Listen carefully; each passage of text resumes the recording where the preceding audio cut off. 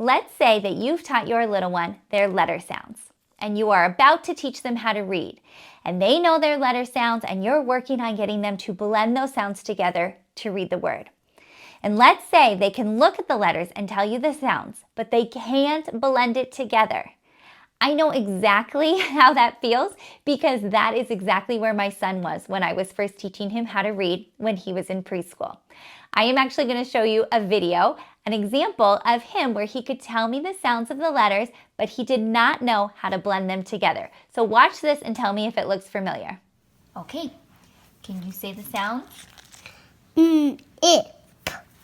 Imp. What word would that make? Imp. I don't know what that makes. Can you try to blend them together?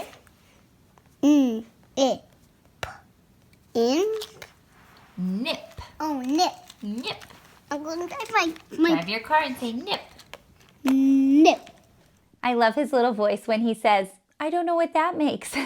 He knew his letter sounds, but he couldn't blend the sounds together to read the word. And that is super common for our little ones who are just learning how to read. So today I'm going to share with you a couple of tips that will help if your child is trying to make the jump from knowing their letters and sounds to being able to blend the sounds to read the words. In case you're new here, my name is Erin. I'm from littleslovelearning.com.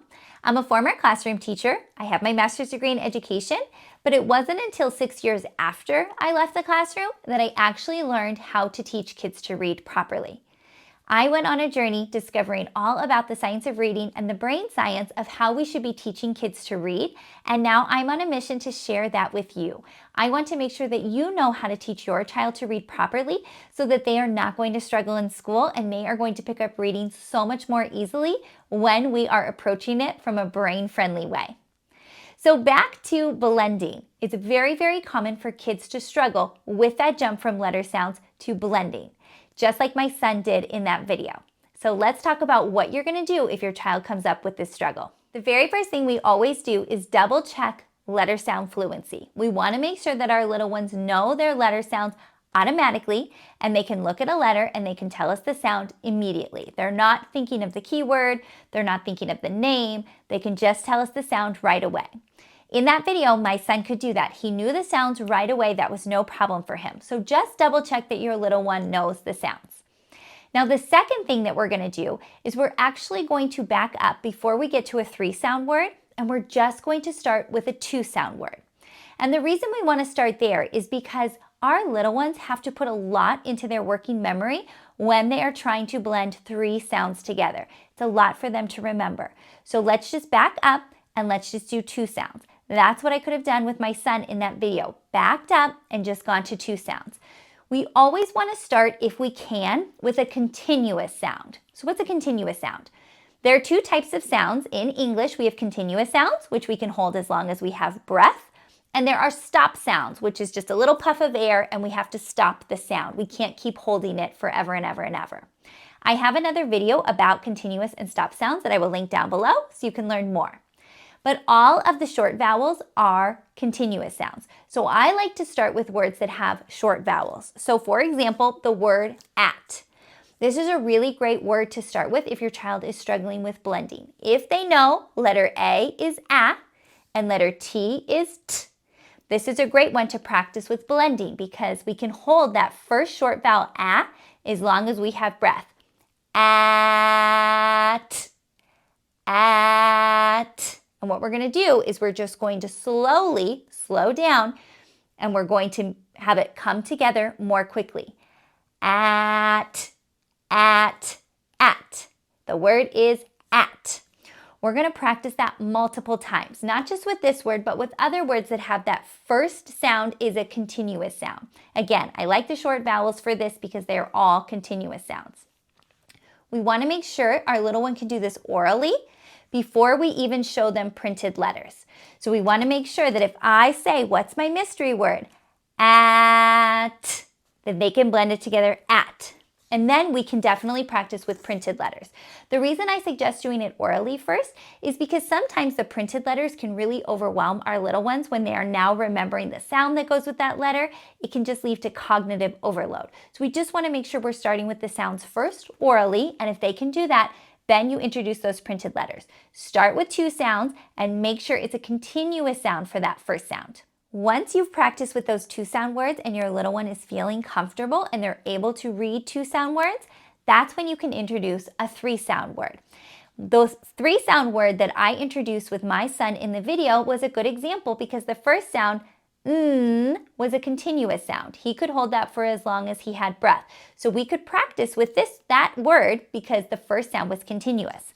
Another great example, letter M, that is a great continuous sound because that sound is going to be able to held for as long as we have breath. So if they have practiced at, and they can do that very easily, now we have mat, mat, mat.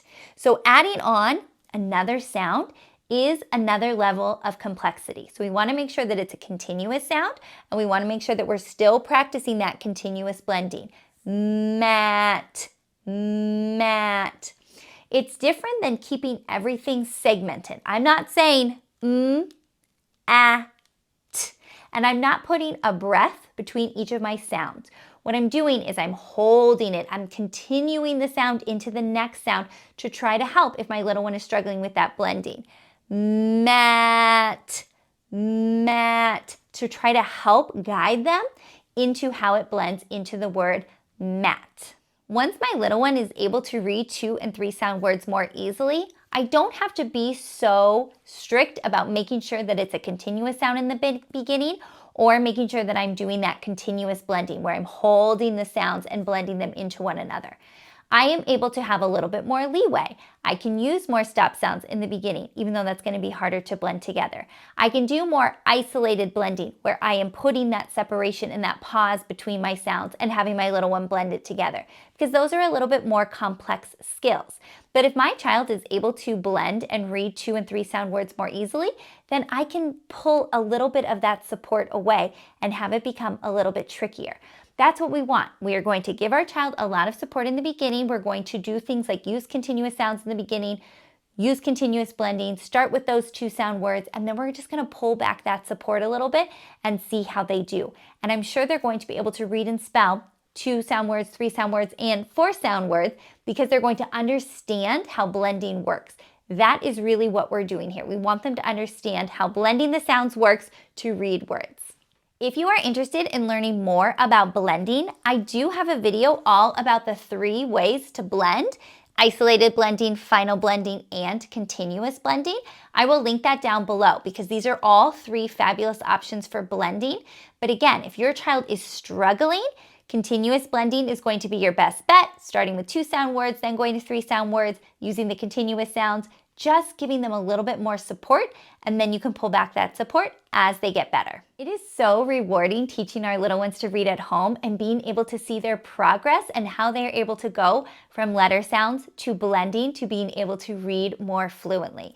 It is the greatest journey. We made the best memories when I was teaching my son to read, and that's what I hope for you as well. I want you to have that experience of being so proud of your little one and knowing that you are the reason that they learned how to read. If you have any questions about anything I share here, never hesitate to reach out. You can find me on social media at Littles Love Learning blog. You can also find me on my website, littleslovelearning.com. I would love to support you and cheer you on your journey of teaching your little one to read. If you have any questions, comment down below. I will make sure to get back to you. And until next time, happy learning. Bye.